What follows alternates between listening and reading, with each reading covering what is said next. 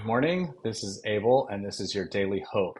Today's great verse is found in Philippians chapter 2, verse 13, which reads, "It is God who works in you to will and to act in order to fulfill his purpose."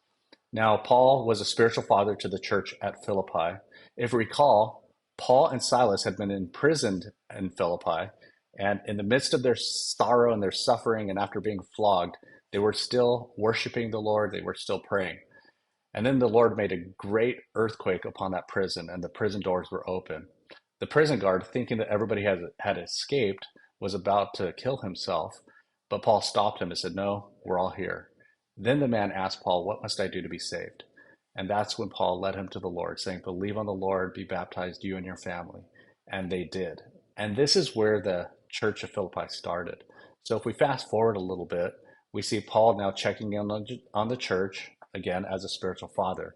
And he explains to them, hey, even though I'm in prison right now, don't worry about it. God's actually using it for good. Paul was such an example of a man who was obedient, but also who was filled with the Spirit. And that's essentially the heart of this letter.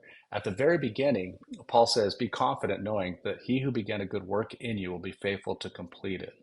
Then Paul moves forward a little bit and says, "Exercise your faith with fear and trembling," meaning live an obedient life. But remember this, it is God who works in you to will and to act in order to fulfill his purpose. So I want to encourage you this day to remember as we walk with the Lord, as we exercise our faith, it is the Spirit at work in us, both to will and to do according to his good pleasure, according to his purpose, which he desires to do. We are his workmanship, created in him for good work, which he already prepared beforehand for us to walk in. So I want to encourage you this day, partner with the Holy Spirit and see all the good things that God has for you. Have a blessed day.